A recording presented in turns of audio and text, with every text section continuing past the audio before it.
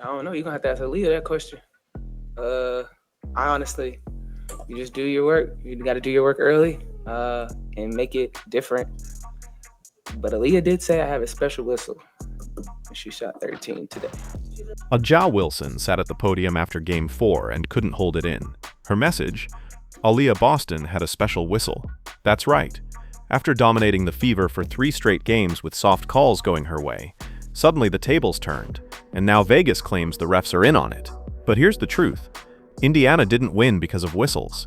They won because Aliyah Boston bulldozed the aces in the paint and exposed every excuse as comedy. Stick around, because what looked like a meltdown from Wilson and Becky Hammon was actually the moment the Fever flipped this entire semifinal series upside down. Yeah. She said the last game I had a special whistle, which is cool. So we just got to play their better defense, make her look a little difficult, and kind of go from there. Let's start with that phrase, special whistle. Wilson said it with a smirk after the game, pointing out Boston's 13 free throws. But here's what she didn't mention. She had been living at the line all series long. For 3 games, Indiana fans screamed about touch fouls every time Boston tried to seal position. For 3 games, Kelsey Mitchell could barely breathe on the perimeter without a whistle. And who benefited? The Aces. Game 4 was different. Boston went right at Wilson, right at the rim, and forced the officials to acknowledge the obvious: contact. That's not favoritism. That's basketball reality.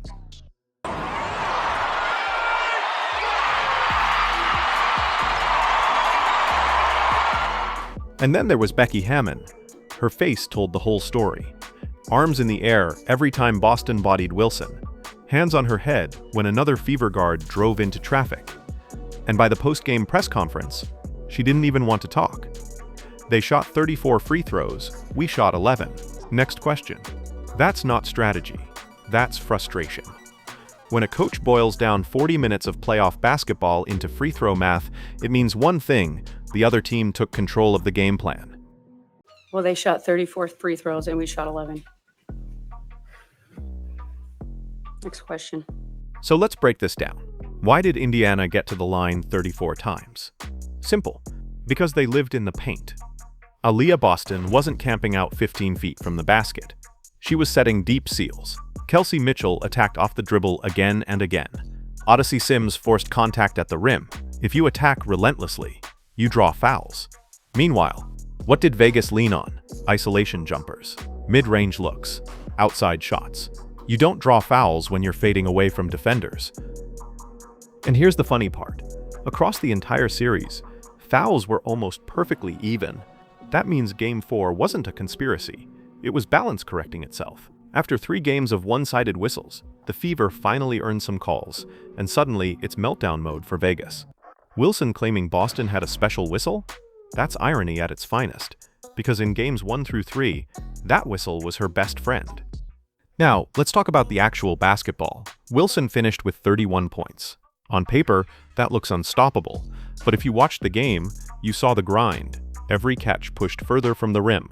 Every shot attempt contested by Boston's strength. Wilson had to work for everything, and by the fourth quarter, the fatigue showed. Boston, on the other hand, scored 24 points, grabbed 14 rebounds, handed out 5 assists, and added 2 steals plus 2 blocks. She dictated the floor, plain and simple.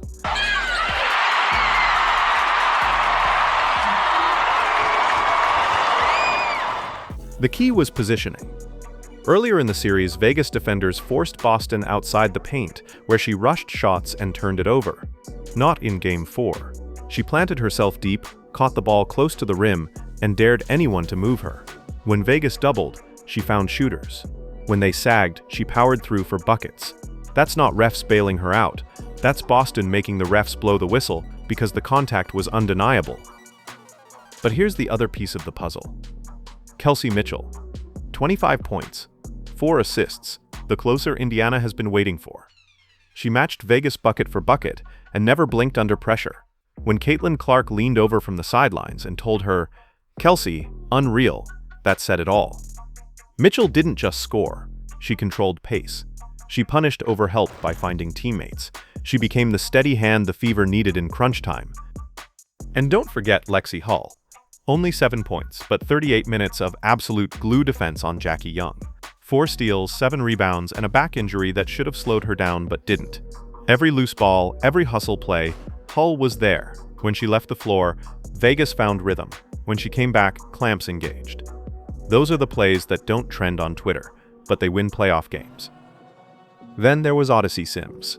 After a nightmare in Game 3, she bounced back with 18 points on 6 of 9 shooting. Confident, aggressive, she hit jumpers, got downhill, and forced the Aces to stretch their defense. That balance freed up Boston and Mitchell even more. And don't underestimate the steady minutes from Shea Petty either. Her 7 points and calm floor presence kept Indiana composed when the Aces threatened a comeback.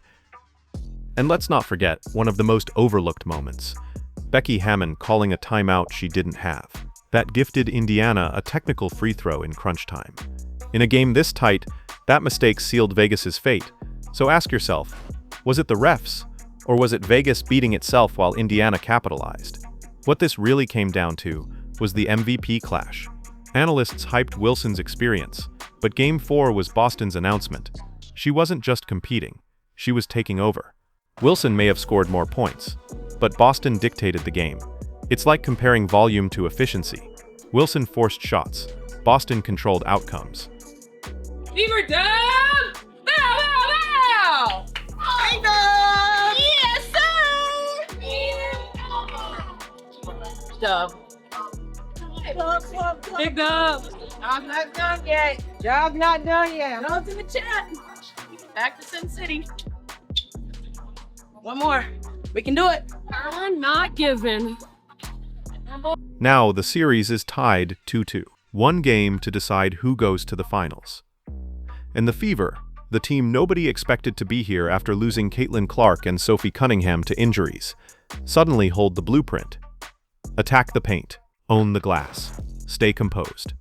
That's the formula. For Indiana to finish the job in Vegas, it's simple. Boston must get touches early to wear Wilson down. Mitchell has to keep firing to stretch the floor. Hull needs to shadow Jackie Young without fouling. Sims and Petty must steer the offense against Vegas's pressure. And the most important piece? Rebounding. Indiana crushed Vegas 34-22 on the boards in Game 4. If they repeat that, the finals are within reach. Coach Stephanie White summed it up best. This team has faced adversity all season. No Clark, no Cunningham, multiple injuries, and yet they've never stopped believing. She called them a special group, one that lives by we over me. That's why while the Aces whine about fouls, the Fever just keep stacking wins. So, was it really a special whistle? Or was it just Aliyah Boston playing special basketball? Wilson and Hammon can cry conspiracy all they want, but the tape doesn't lie.